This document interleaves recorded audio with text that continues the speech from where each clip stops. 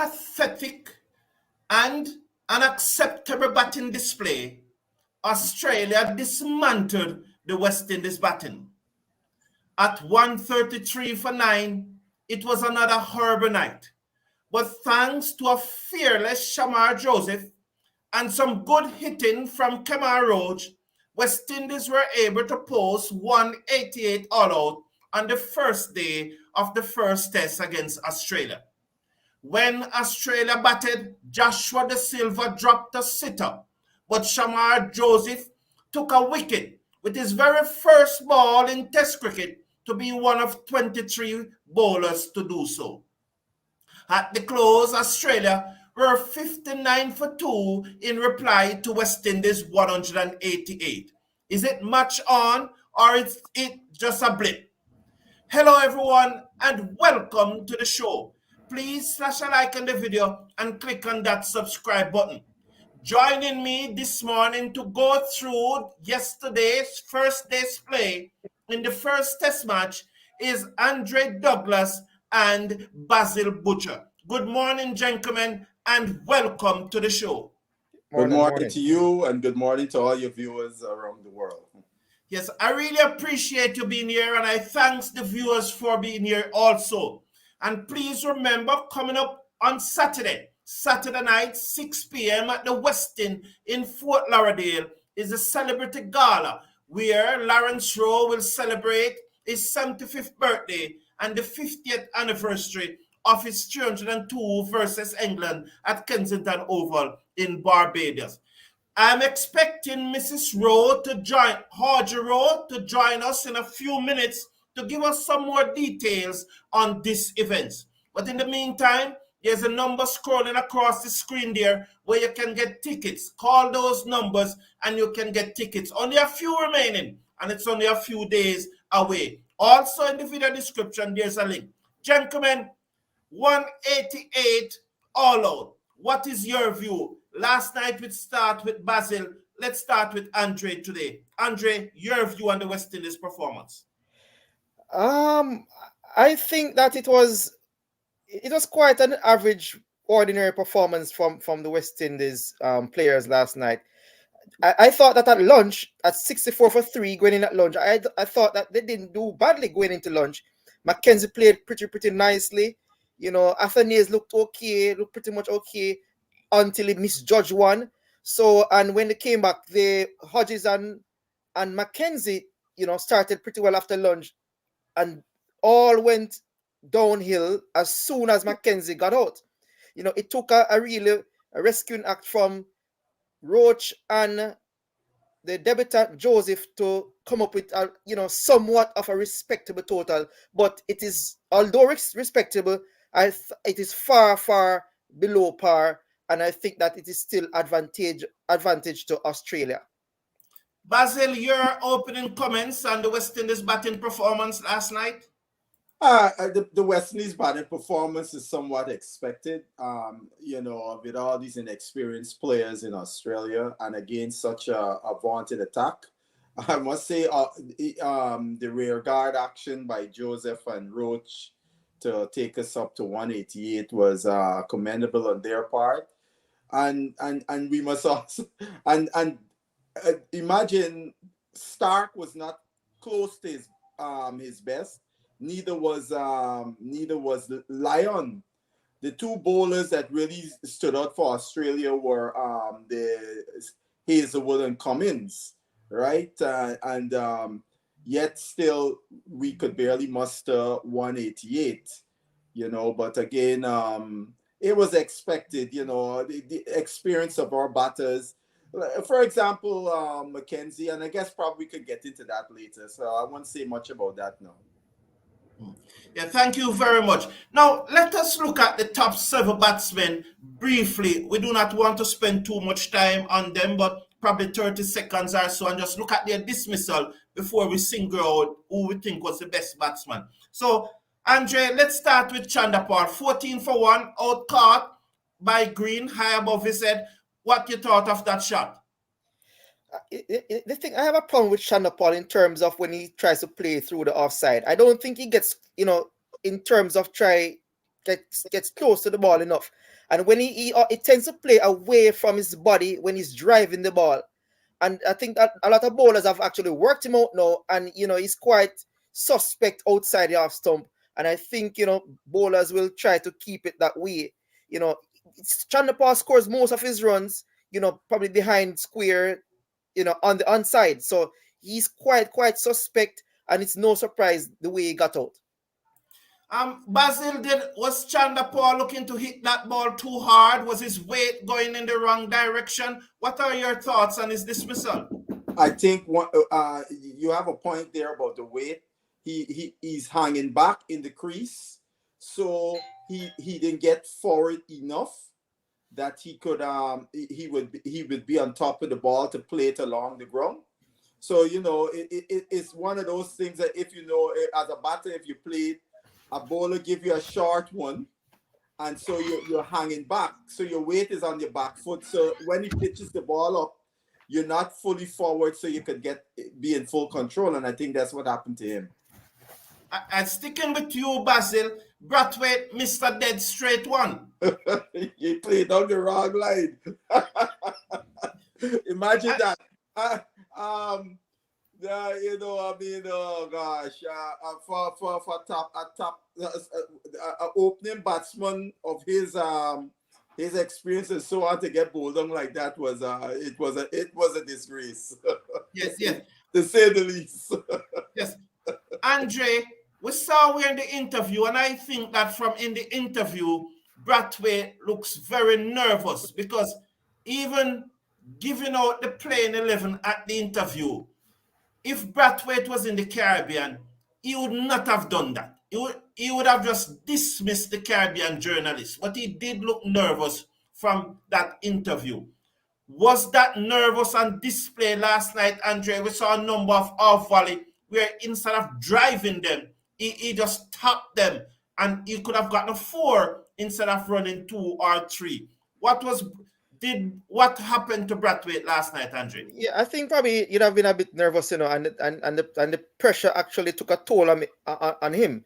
And I don't think Brathwaite though is that all that comfortable with say batting with say Chandigarh, because they're pretty much the same type of player, and Chandigarh doesn't rotate the strike, and probably Brathwaite felt the pressure of not being able to, of Chandigarh even not being able to get the ball away himself. So, and with the inexperience of the team, I think that took a toll on Brathwaite, and it showed in his dismissal. Sticking with you, Andre, did Atanase encounter brain freeze last night? You know what I think happened to Atanase? I thought that Atanase was playing for the ball to actually bounce over the wicket. One thing I realized about that wicket though, it's not the typical Adelaide wicket where it gets the consistent bounce. I think some of the ball kept a little bit low, and I thought that of course he misjudged the length of it and got bowled, but I don't think that it's a typical Adelaide pitch in which the ball was as consistent in terms of the bounce as we had have hoped. Not the typical Adelaide pitch where it's just as true as we're accustomed to. Basil, was Atanase watching the ball closely enough? Does what Atanase knows his era on the pitch? What's your thought on his dismissal?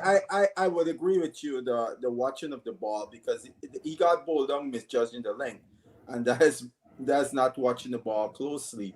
And regards what Andre said about the Adelaide pitch, remember this is a drop-in wicket. The Adelaide now started having drop-in wickets, so the historical nature of Adelaide pitches in the past, because it's now a multi-purpose stadium. It never used to have drop-in pitches. So the curator made some comments as to how the pitch would play early on, and then it would get dry and hard like a road, right? But I think Atanase, that was a very bad misjudgment there. Please smash a like on the video and click on the subscribe button. Sticking with you, Odds chased down a wide one. He was just tricked by Azwood. He just floated up and he drove at it and got out caught in the slip. Well, I think what happened to Hodge there, the Australian bowlers just was relentless, putting pressure. He wasn't scoring. He wasn't scoring, and then he saw one that wasn't really up. It wasn't really up. It looked up, and his eyes lit up. Well, I got one. I'm finally getting a scoring one, but it wasn't really fully up. And when it's not fully up, you're gonna drive, and a lot of times it's going to slip or gully. Yes. Andre, Odds looked very assured and compact before he was outfoxed last night by Azud. What are your thoughts? Yeah, I thought so too. He looked pretty well. As you said, he looked pretty compact. His technique, he got behind the line of the delivery is pretty comfortable. But when he is only in that sort of form, he gives nothing away. And as Basil said, he totally outfoxed him. And I thought that Hazelwood is that type of bowler. This type of pitch really, really suits his type of bowling, and hitting that back of the length more often than not. It's very difficult to get away, and that's a pretty good delivery from Hazelwood. It's gonna Hazelwood and Cummins, two of the bowlers who consistently hit that back of the lane, and that suits those type of bowlers. It suits them well on this type of pitch, and I think that is the way to go. I want to add something, but I want to add something. But go ahead, go ahead, Basil. I think Hodge played the shot of the night. That cover drive that he opened his account with. Oh Lord, that was top draw. That was top draw. Even the great Brian Charles was gushing at that shot. And the next batsman to get out was Kirk McKenzie at 107 for 5. But let us look at Greaves first.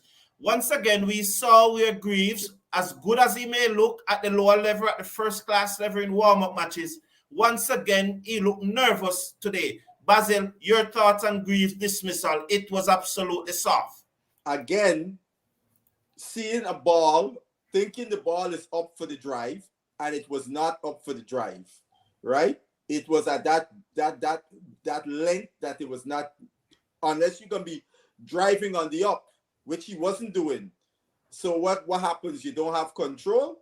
You hit it straight in the man hand at short extra cover. Andre, your views on Greaves' dismissal? Yeah, I thought that Greaves, he should have took himself some, waited a little bit and try to get himself before try to drive on up so early in his innings. It was far too early in his innings for him to play that type of shot and not knowing of the bounce of the true bounce of the pitch. So I thought it was way too easy for the Australians right there. He gave away his wicket. While I thought that Moti was in discipline and could have been a bit tighter, I believe the most disgraceful dismissal of the night was Joshua Da Silva. We expect more from Joshua Da Silva as the second most senior batsman in the team. But again, he had a brain freeze. It appears that Joshua Da Silva doesn't know what he should do in Test cricket. Clearly, Joshua Da Silva is in this team by default. There is just no other wicketkeeper coming through in the West Indies. And it's time we need to take a serious look at a replacement from Joshua Da Silva because he's unable to make his age. In bar talk, we'll say is that scratching his age. Basil, was Joshua Da Silva last night more pathetic than all of the other 7 batsmen? Yeah, I mean, he had a pull shot earlier, and then what did Cummins do? He gave him the same ball but gave him wider. So if you get it wider, because he pulled that ball till from about 5th stump line or so, it can be harder to control. Come on, I mean, to use Andre's term, he was outfoxed, badly outfoxed. Yes, Andre, your views on Joshua Da Silva dismissal, and I know you have strong views here. Please go ahead, sir. I mean, it was really an atrocious way to get out, for, as I said, the second senior most batsman. And, quite frankly, he has done probably, apart from probably 2 or 3 innings, he has done very, very little in Test cricket. And he has not made any stride over the past year. So it's just, and it doesn't seem to be getting any better at all. So he is just, as I said, he's there by default, and we really need to take a strong look to see if there's someone who could replace Joshua De Silva, because it doesn't seem to be cutting it at this level. I want to add this quickly to add on to what Andre is saying, because I have maintained this. I have had this discussion in the recent past, that everybody talked about Chase and his lean period, and others lean, whether it's Blackwood or whoever. I said the man that's been missing is Mr. De Silva. Nobody has been shining a light since De Silva made that 100. He has averaged 17. 1-7, and I've not heard. And then on top of that, his wicket keeping is not of any high quality neither. So the combination of the two, I have to agree with y'all 100. I have said it. He's in that team by default, because we ain't got nobody else. Just before we look at Kirk McKenzie, who was the West Indies top scorer with 50, just run through acknowledging the viewers in the comment section. Good morning, Mr. Casanova. And he's saying that Shamar Joseph looked better than our top order batsmen. Kurt Amute, how are you? Good morning, Mr. Cricket Forum and Cast. Fantastic debut by young Shamar Joseph with bat and ball, and Roach time as pass. Roach must go in the second test. Akeem Jordan in, and Tage must go also. Sinclair in. He can bat too. Mr. Casanova is saying our top order batting is a disgrace and no rotation of strike. But Shamar and Roach showed them how to rotate strike. If I was them, I would be ashamed. These guys have no shame though, Mr. Casanova. They don't have any shame. You need to bowl out Australia for 250, saying Randy Beckers. And Randy Beckers, I appreciate that, man. Thank you very much. Thank you very much, Randy Beckers. I appreciate that. And the final comment for the time being is Clint Bruce's. I know West Indies will have a batting collapse. They will lose in 3 days. Sorry to say. Gentlemen, Kirk McKenzie, top scorer for the West Indies. Let's start with you this time, Basil. What are your thoughts on Kirk McKenzie's innings and how he got out? I thought Kirk McKenzie batted well. He played some beautiful shots. He looked assured. He didn't seem in awe of the situation. In my view, I think this is my opinion on how we got out. Now, scoring that 50 against such a relentless bowling attack takes a mental toll that he would not have faced in his entire career to date. He had no resource to turn to.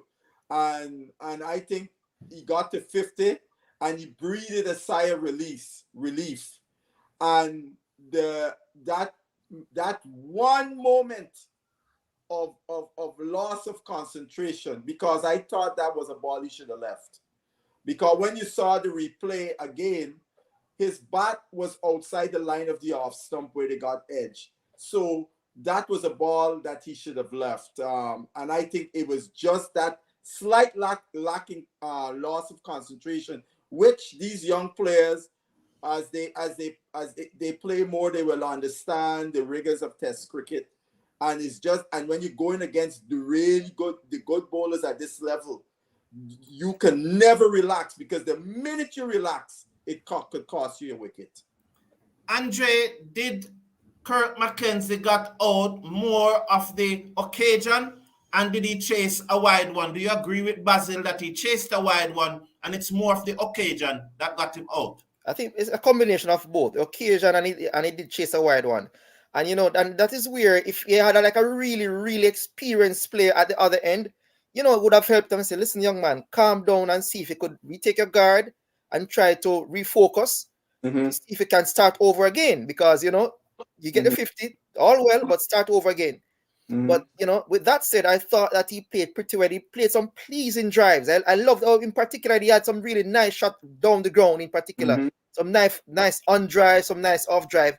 So, even the way he played Lion, I thought that was really good to see. He played Lion pretty well. So he played both the pace and the spin pretty well. So quite a commendable innings for him. But he will learn. So I expect him to get better. But I wouldn't say he chased the wide one. That was in the channel. and that's where you gotta be tight. Because if you look at some of the leaves, la Kawaja, the ball almost a quarter page between the ball and the stump. You know, as a top order batsman in Test cricket, leaving the ball is a great skill, and that's something our young batters. That's a skill they will have to develop, because if he had left that, we probably could have got a score way over 200. Yeah. I saw enough last night to tell me that there's some talent there. There's something to Oh work yes. with. Oh My yes. fear is that these guys are not putting in the work. So when they come up against a relentless bowling attack like the Australian, they do not have that background work, that body of work to counter that sort of relentless bowling. But I definitely saw enough last night to tell me that we have the skills set here in the West Indies to do better. But what we need to probably change is our whole attitude and aptitude towards the game of cricket. Yesterday, I spoke about us being aggressive, and there's a fine line between being positive and being reckless. I am not here saying that the West Indies top order should bat in the manner that Shamar Joseph batted. Right. I'm not here saying. No, But no, what no. Shamar Joseph showed is that if you are able to put some pressure on these Australian bowlers, they become flabbergasted and are not as accurate as when you are just at the crease as sitting ducks. Your reaction, Andre, to the positive approach shown by Shamar last night? Yeah, I thought the young man was quite confident, and it was quite pleasing to see all the way, how he played it himself. And Roach has always been a very assured lower order batsman. Roach doesn't give it away, and the technique by Roach to me, he has a pretty decent technique. And oftentimes, if you want someone to stay at the back ends of the innings, Roach is the man. And I thought that Roach guided him well, and both of them came up with a good partnership to propel us to that total of 188. Yes, the 55 runs partnership was the highest of the West Indies innings, and that would have frustrated the Australian a lot. Now, Basil, Shamar Joseph, we saw in his batting, he was it flush on the helmet, and most persons on debut would be ruffled by this. We also saw that he has a very good eyes. This young man, if handled properly and focused properly, has a far way to go, Basil. Yeah. As I said, for this series, my thing was to see which of these players going to show us signs that they belong at this level. I think Shamar Joseph showed those signs last night. I think also Kirk McKenzie showed those signs going up against the best bowling attack in the world. I think one of the things I agree with you guys, because if you remember in England in the Ashes this past summer, when England batters were going at these Australians, at times they seemed very flustered. They didn't know what to do, and at times fast bowlers will tell you the worst thing is when you get a tail ender who coming in and just going after, and even if it's top edges and connecting is the most difficult batter, because it's not predictable, right? As a bowler, you want to be bowling to batters who they're predictable, but the minute they become some unpredictability, no, that's a problem. And a guy like Hazelwood, for example, he would get most flustered because he is a bowler that is a metronomic bowler. And if you now start to take him on that metronomic, Hazelwood would be like, how does he counteract it? And we saw some of those things for Hazelwood in England when the English batters were going after him. Thank you very much, dear Basil. I was speaking to the Rose, Mr. and Mrs. Rowe, they are trying to log on and they are having a little challenge. I hope they are able to solve it, because we welcome them. We are really looking forward to having them on the show this morning. And they're having a little challenge log on there, so that's why there was that break, because I was trying to help the Rose to log on. Now, the other situation here, Andre, is that Joshua da Silva. Please react to Joshua da Silva keeping for me, Andre. We saw Kawaja dropping Kawaja when I think he was 1 or 2 or early in his innings. That was a straightforward catch, and it shocked me. It hurts me to see Joshua da Silva dropping such a simple catch when the West Indies had only made 188. Your reaction, Andre, to Joshua da Silva keeping? I don't think Joshua da Silva is the most competent in terms of his keeping, where his footwork is not the greatest, and I thought that, and I've seen him made mistakes in the past like these, and I don't think the concentration is all that great sometimes. Probably he might have been thinking about his dismissal, probably thinking about the way he got out and wasn't concentrating as he should, but he really, really needs to improve, or he might find himself out pretty shortly. But that is totally unacceptable at this level. We don't keep, of course, everybody drop catches, but the way he does it sometimes, it leaves a lot to be desired. Thank you very much, Andre. Basil, your reaction to Joshua da Silva dropping that catch? One of Joshua da Silva's major weaknesses as a wicketkeeper is his footwork, and again you saw it on display. If you had looked carefully to that catch, his right foot, he started going to the leg. I don't know why he would be going to the leg with a right-handed bowler bowling over the wicket, who, number one, a very interesting stat was revealed. Alzari has never gotten a left-handed batter, LBW, bowling over the wicket. So what that tells you, Alzari does not bring that ball back into the left-hander bowling over the wicket. Now, da Silva, those are stats and all those things. You play with a guy, you know how a guy would be bowling. So there were two things with da Silva and that dropping the catch. One, you saw him, that right foot going to leg, so he was wrong-footed in the first place. Two, I thought he should be wider so he would see the ball out of the bowler's hand all the way through and at no time be unsighted. So all those basic fundamental factors led up to him dropping the catch. I agree with you, Basil. And just before we come to Shamar Joseph, who was the star of the day, here we have Mrs. Rowe and Mr. Rowe. Welcome. No, you don't have Mr. Rowe. You don't have Mr. Rowe. Okay, Mrs. Rowe, at this time we are joined by Mrs. Rowe on the show. Welcome, Mrs. Rowe, to the show. Hi. Welcome. Welcome. Good to have you here, Miss Rowe. For the past 4 years, your organization have been giving back to past West Indies cricketers. You have seen the struggles that they have been encountered. Listen to you speak at the press conference. I was moved by this speech in particular. I want the audience just to take a listen on what you have to say at that press conference earlier this year.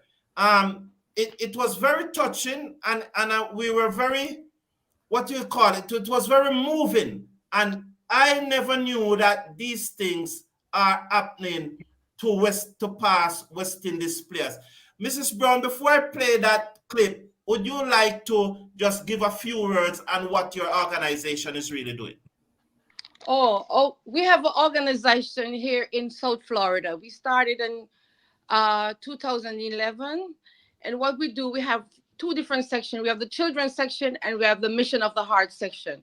The Mission of the Heart section is the West Indies Legend Weekend. And that's when we give back to past legends that are not doing good we give back financial help to West Indies cricketers that are not doing help today. We're talking about those that play way back. Those great, great, great legends that play way back. Those are the ones we are really helping today because, you know, most of the others today, the younger ones today are actually millionaires, but those that are still alive and still living and still doing good, we try to reach out to them and help financially. Here's the story, Mrs. Rowe, that really touches me. Which story was that? Create a way to give back. So if we have 3,000 in hand, I'll give it to this legend in maybe Barbados or Jamaica, wherever the legend is from. And for the rest of the year, I make sure that legend get $450 a month. That's an easy way to give the legend thing. And they look forward to it, whatever legend we select. Now, I met someone once before that told me, Mrs. Rowe, you're doing all this. They were looking through our paperwork. I said, you should give the legend this in public. Let everybody see you doing this. And the first time we tried to do it in public, we call a legend and say, meet us at this location. We have a big thing going on. Come on. He said, yes, Mrs. Rowe, come in. And then Lawrence come outside and say, so-and-so just called me and tell me you don't have a shoes.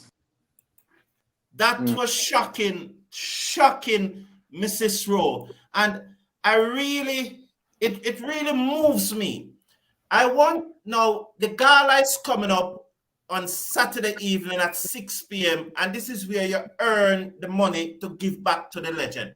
And the link is in the video description where you can get tickets to buy at caribtic.com. And scrolling across the bottom of the screen there, you will see phone numbers that you can call to get tickets to buy to give back to this worthy cause. Mrs. Rowe, can you elaborate on how important it is for persons to give so you can give back to these ex-players? Oh, yeah.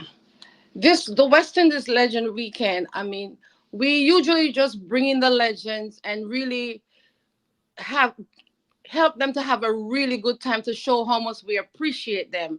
And then also the funds that make from the gala is what we use to help those legends that are not doing good. And believe me, they're out there. There's a lot of them out there that they were great. They weren't a top player like a Lawrence Rowe then. Let's use him for example. But they were great. It's a team. They were great. And today they are not doing good. They're not doing good. And they're in Barbados, Antigua. They're all over. They're all over. Jamaica, they're everywhere. So this weekend, the 125 for the gala is that fun. Whatever we have to use it to give back to these legends. So coming to the gala is a big help.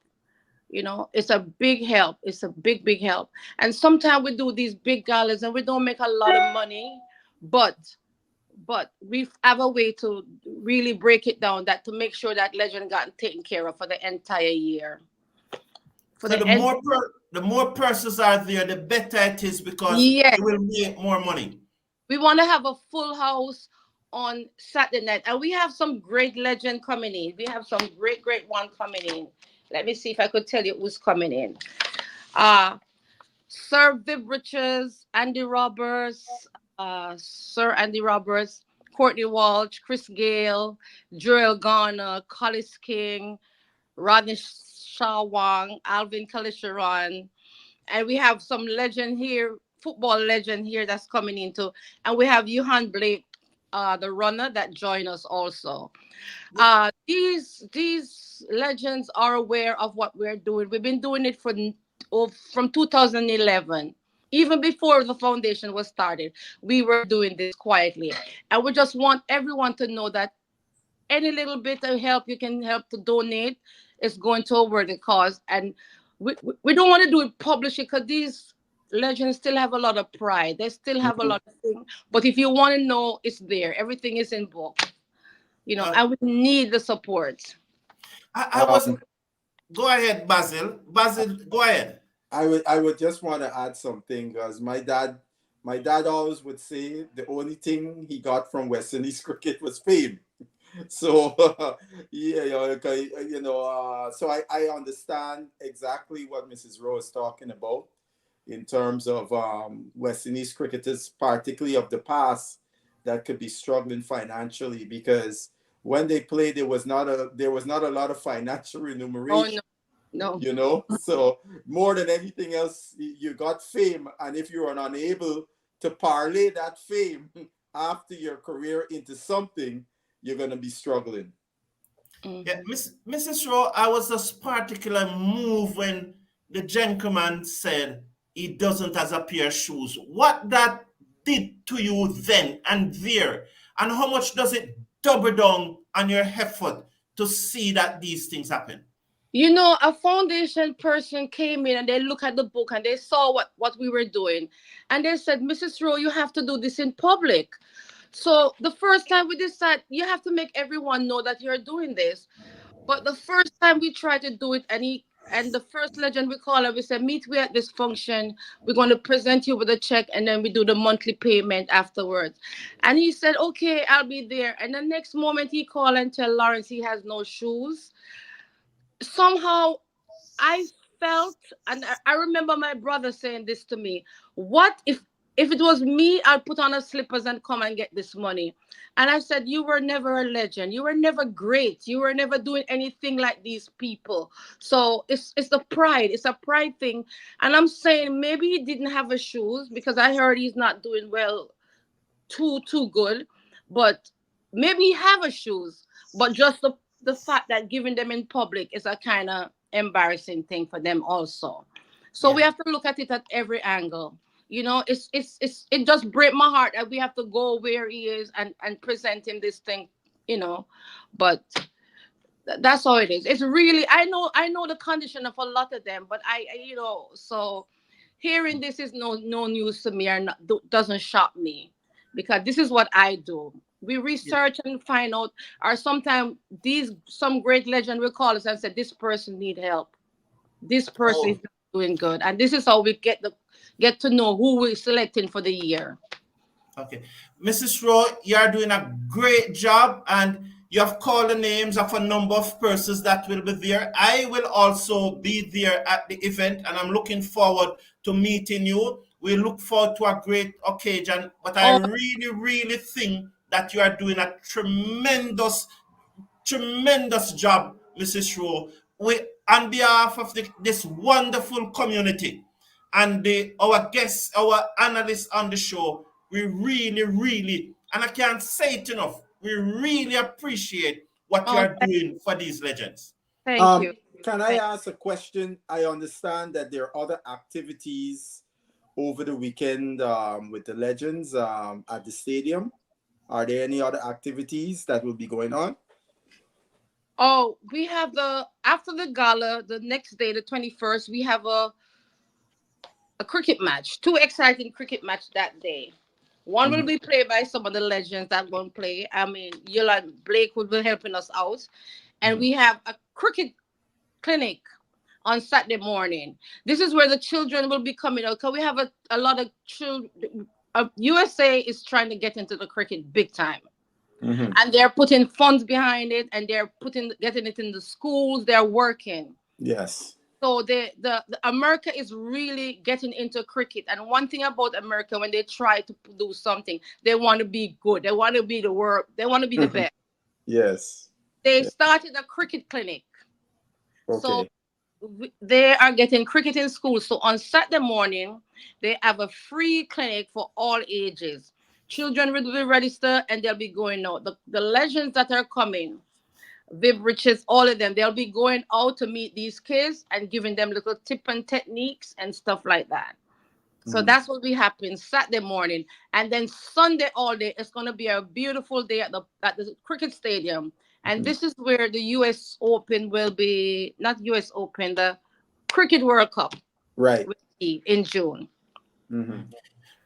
Thank you very much, Mrs. Rowe. We know that you and your husband are very busy, and we appreciate you taking the time out to be with us here on the show and telling us about your gala event, which is really doing great work for past West Indies cricketers. And again, I must remind you that the link caribtic.com is in the description of this video. And scrolling across the bottom of the screen there, you will see the numbers that you may call to get tickets. It is at the Westin, 6 p.m. in Fort Lauderdale this Saturday evening. And you heard her say that Richards, Roberts, Rowe himself will be there, Chris Gale will be there, yours truly will be there. So come on down and let us discuss some cricket. Thank you very much, Mrs. Rowe. Any final word? You're welcome. You're welcome. You're welcome. And everyone who's hearing my voice this morning, come on out. Come on out. It's going to be a wonderful event. Thank you very much, Mrs. Rowe. Good to have you here. It was a pleasure. Mm-hmm. Yes, so there we have it. That Mrs. Audley Rowe, she is the wife of the legendary West Indies batsman Lawrence Rowe. What a serious situation these legends are in, gentlemen. Yes, it's you have to remember the errors, the past errors. It's only now cricketers are really. I mean, the guys made some money during the Clive Lloyd era. That's where you had guys starting to make some money. But even then, after their careers are done, they had to get into other things. You know, I speak regularly to Sir Andy Roberts. He has his trawler and so on. It's not that he's living on the earnings that he made when he played cricket. He had to go into doing something after. I mean, I could speak from personal experience. My father, you know, I worked for the bauxite company and then opened businesses and so on. So it wasn't from earnings that from playing. So you would find guys depending on how much educated or developed and so on their skills outside of cricket.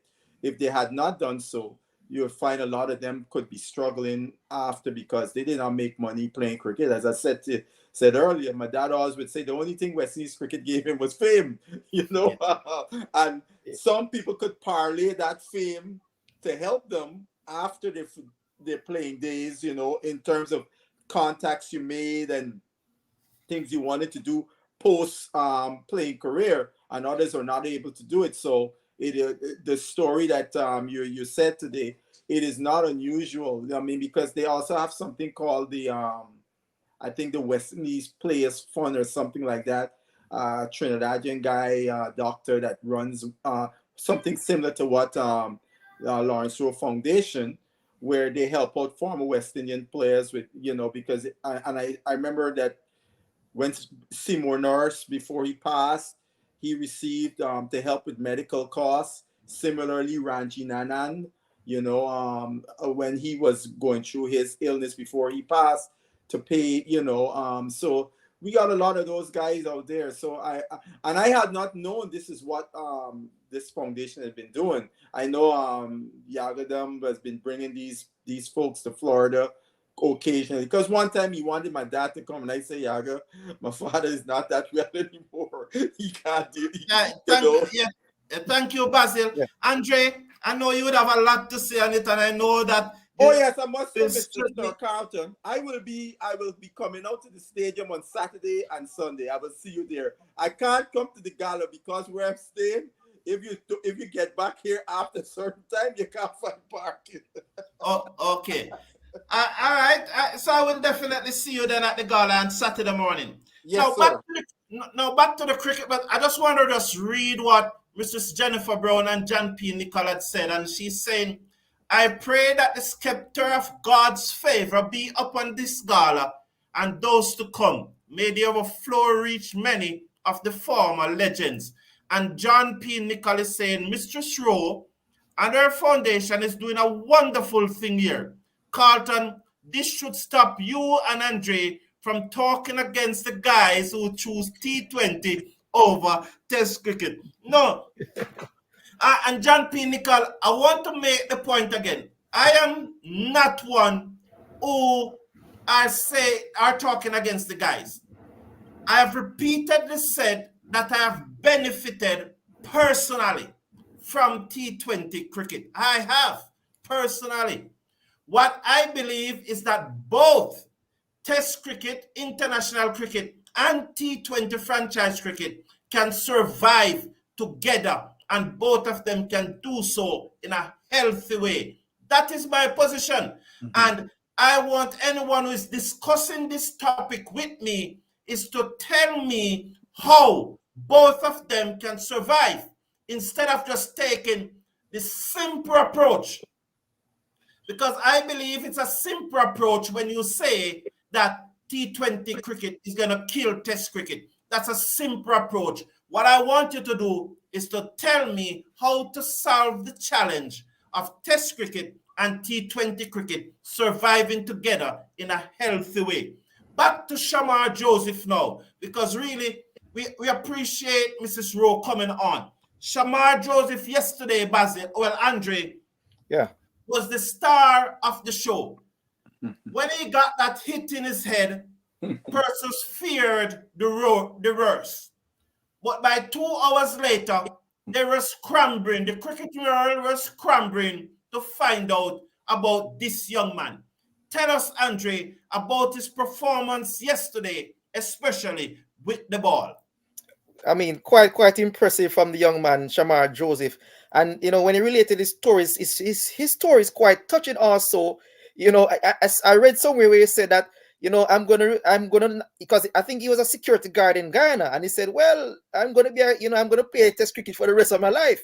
I love this cricket, so he was quite excited, but quite impressive with the bat and also with the ball. And he's only the second West Indian player to take a wicket on debut. The first was a guy by the name of a man by the name of Tyrrell Johnson from Trinidad in 1939. So he's only the second West Indian to take a wicket with his first ball in Test cricket, and he bowled at really good pace and back of the length. That back of the length that he bowls, it was a really good ball to Smith. Hit that back of the length outside off stump, and Smith is quite suspect, especially early in his innings with that type of delivery, that type of length. So really good from the young man, and I expect him to really do well on this type of pitch. Once he keeps the ball in that channel, I'm sure he will get more reward. Basil, we heard that he's from from a community in the Berbice River. You are from Guyana. Try to lay out where he's from. We have heard all the stories, and I've been talking about him from about a year ago or so. So tell us, give us a picture of a background of his village, Basil. I don't know if you've ever heard of the 1763 slave revolt, coffee slave revolt in 1763 in Berbice. Well, where he is from is not too far from there. He is from a community that is on both sides of a river called the Kanji River. And it is said that that community was founded by escaped enslaved Africans. It was a maroon community that was founded. It's about 60 something miles up that river. So it is not like near any the largest town where he now lives, New Amsterdam in Berbice, is about 72 miles from there. So that's the area we come. So it's a remote area, a small community, so for a youngster to come out from that community and now is representing West Indies, it's a tremendous feat on his part. And I am sure his community, they all were up last night watching every minute of that game, because they have to be beaming with tremendous pride, as the rest of us around the region are too. But more so his family and his community would be so. So so just think about this, gentlemen. You get on a boat, a regular boat, and you're going up the river 60 something miles. Are you willing to take such a trek? Because what was interesting, there is a video of Brandon Corlett, a reporter from Berbice, after Shamar made the Guyana team last year, and he went with him to back to his community.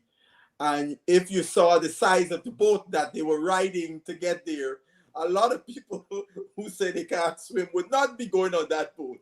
So just think about that. Thank you. One of the most touching part of the Shamar Joseph story that I don't hear being told often enough is the fact that his fiancée, that's the mother of his child, decided that she will take responsibility for the financing of the family. That's the three of them, while he allowed to stop the security guard work and go and play cricket. That You I know, found very touching. And congratulations to that young lady. And I hope Shamar Joseph don't forget that sacrifice that that wonderful young lady had made. I want to add something to that too. A guy you might know his name. He played for Guyana. Darlington, Kevin Darlington, a fast bowler back in the 90s, early 2000s. He actually told us a story this morning because Kevin Sinclair is a relative of his. And he said about 2 years ago, he was in Guyana and New Amsterdam there, where Joseph lives. He was doing some work with Kevin. And after they finished, they went to see a football game. And the Seventh-day Adventist Church was having their fun day. Young Joseph was a member of the Seventh-day Adventist Church. And he saw him bowling tape ball. And he said to Kevin, that guy looked like he got something. And Kevin said, yeah, but he don't play cricket because of the church and he's work as a security guard and so on, right? So he asked Kevin to call him over. And they had a conversation. Next morning, they were in Georgetown because he wanted the Guyana national coach, Crandon, to get a look at the youngster. And so for him to stay in Georgetown, young Joseph had a relative in an area in Georgetown called Sophia. And they said they're driving all over trying to find where his relative live and not finding. And they stopped to get something to eat.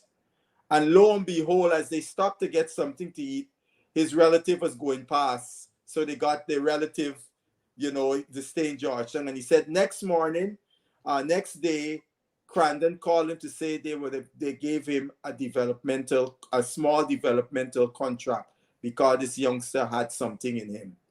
And Thank now you. today, the rest is history. Thank you very much, Basil. Andrew is saying, Andre, take this one from me quickly because we need to wrap up quickly now. Right. For what purpose do these West Indies batters are getting paid for? No strike rotation, no footwork, feet stuck like glue to the crease, always asking for more money, and no performance are zero.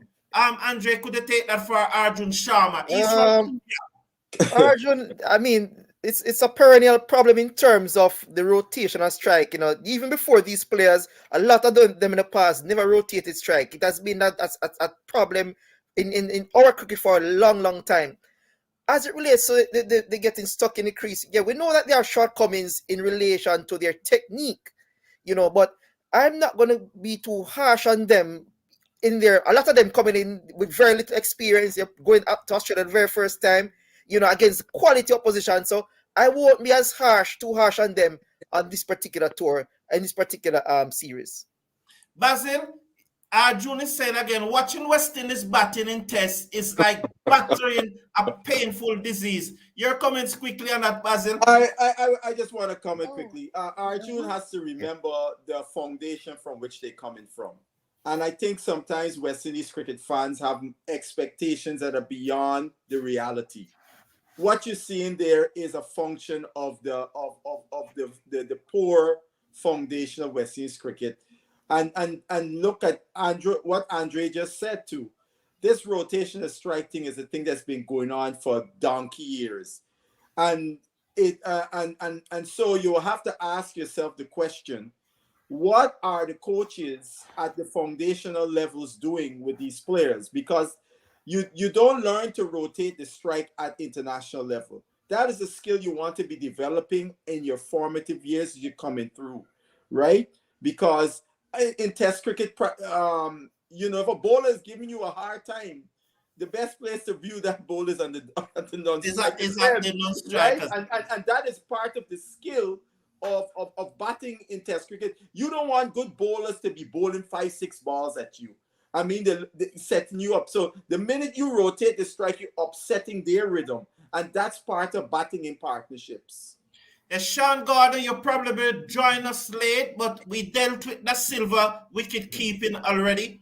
And Eloise Grumps is saying that you solve the challenge by developing more cricketers to a standard of excellence.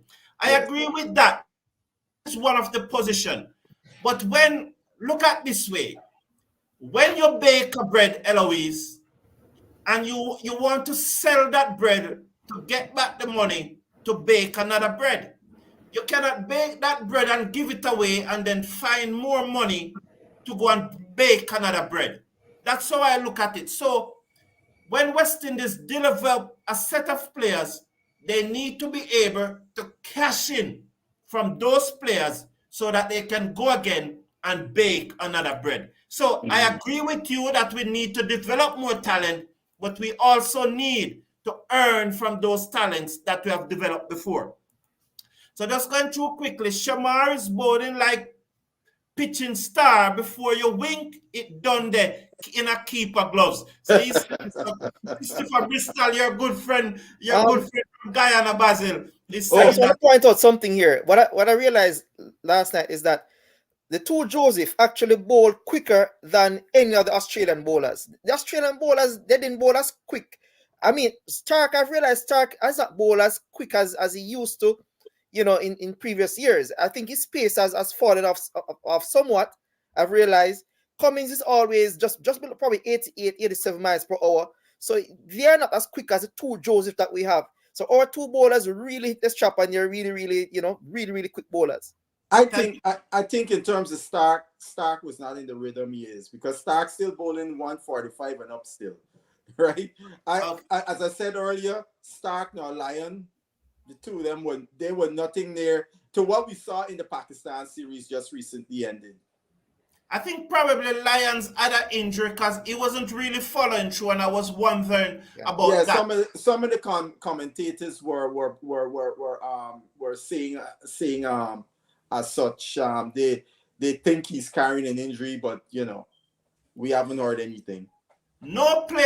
Our players just want to play in every single league over West Indies. They can play in some leagues when we don't have international games. But once we got international games, they should come home. Mr. Casanova, I also believe in that in some variation, not completely, but I think there's a way that the players can make money from T20 cricket and also play for the West Indies. John News is saying, despite the fact for a few that threw away their wickets probably due to fright, I still back our boys. John News, we still back our boys. Yes. We support this team. But yes, we are not going to sit here and accept mediocrity. And it was not a few that threw away their wickets last night. The top 7 threw away their wickets. Most of them. West Indies, Australia bowlers did not get a wicket of the top 7. We gave it away. So we support them. We back them. It's our team, but don't ask us to accept mediocrity. We want a high standard from our team, and we're going to continue to push for that high standard because we don't like losing. And so we are not going to accept some pathetic, batting, brainless performance from our batsmen. So that's our point. You know something though, Carlton, that comment remind me of something. For example, you got a lot of our players now these days. They come run to America in the summers to come and play our jokey cricket, when they should be looking to go to places like England, where they can really develop their cricket to be better players. They come looking for a few dollars here in the United States, that if they go to England and develop their skills, they will be able to make more money. But everybody wants this quick fix come to America playing on some of these matting wickets, you're not going to become a better player. You're going to make several $1,000s or whatever. But go to England, man. Andre, let me ask you this question now. So, one of you are the coach, one of you are the captain. All right, let's say, Andre, you are the captain. Basil is the coach. Andre, Captain Andre, what is your strategy for the second day's play? What would you be saying to your team going forward to tomorrow's second day's play? I'll tell you, listen, guys, we're still into this game, you know. Although it's a target of 188, I do believe that if we bowl pretty well and we restrict Australia, saying we're in the region of 240, 250, we might still be in the game, because you know we have the bowlers for one. If I would give the ball to the two Josephs to start, you know, because I think they have the pace, and you know, give them a burst of say 5 overs each, and then allow the Roach and the other bowlers to come in and give those bowlers to rest. But I say I give my two fast men here, guys. Give me 2 flat out 5 overs at the start of the day, and the other bowlers now can come and, you know, we rotate from there on, and if just bowl that back of the length, but keep the ball in that channel just about outside of some at that back of the length, because that is, I think, will pose most challenge for the Australian batters. Coach Basil, what will be your thoughts? What would you be telling the players? And how important will be Gudakesh Moti going forward in this match, Coach Basil? I think one of the messages that we have to get out to players, from a coaching perspective, we got to try and get a couple of wickets in the first session, because if we get a couple wickets before lunch, Australia is on the back foot, because 2 of their best players, we already got them back in the pavilion. You get 2 wickets, 2 quick wickets, you got Australia on the back foot, right? So that is paramount, because one of the things Australia will be looking to do, because here the 2 Josephs can't bowl all day, right? And then you're gonna start to go. You're gonna get into the areas of our bowlers. I mean, Graves coming on to bowl. The other seamer, Mr. Roach, who wasn't that effective, and then we have Moti. Now, Moti is an X factor. Can be an X factor, because the bunks of this wicket, Moti is a bowler that thrives on getting bunks, right? So. And I saw the ball turn a little bit. And Moti's a guy that attacks the stumps. And you saw in that one over Mr. Moti bowled, you saw a lot of the varieties in his bowling. So I think Moti can be an X factor to the Australians. But I think it's going to be crucial for us to get some early wickets, because the earlier wickets we can get, we're going to put much more pressure in the Australian batting lineup. Thank you very much, Basil. I want to thank you all for tuning in. I thank the guests for being here. I know there's a number of comments in the live chat, but please understand we are here now for over an hour, and it has been a while. So I will definitely take your comment the next time. But please, slash a like on the video, click on that subscribe button, and please go down to the Westin, or should I say, come to the Westin on Saturday, because I will be there. And so Chris Gale, Andy Roberts, Vivian Richards, Ian Blake, a number of footballers also, they will be at the Westin to support this effort so that we can give back to former West Indies cricketers. Thank you all for being here. Have a wonderful day, and see you tomorrow morning, and also see you on Saturday. Bye for now. Have a great day, everyone. Godspeed.